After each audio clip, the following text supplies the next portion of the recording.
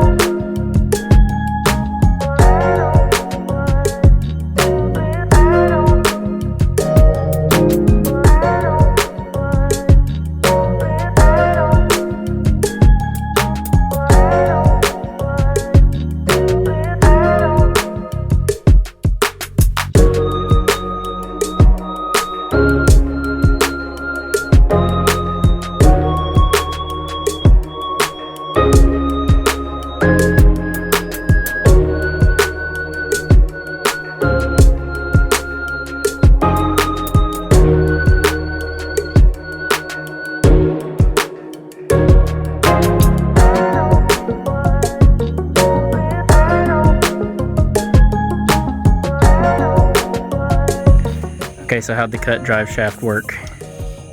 It fit. You were supposed to say sublime like Ken from the Barbie movie. I've never watched the Barbie movie. You've never watched the Barbie movie? I've never watched the Barbie movie.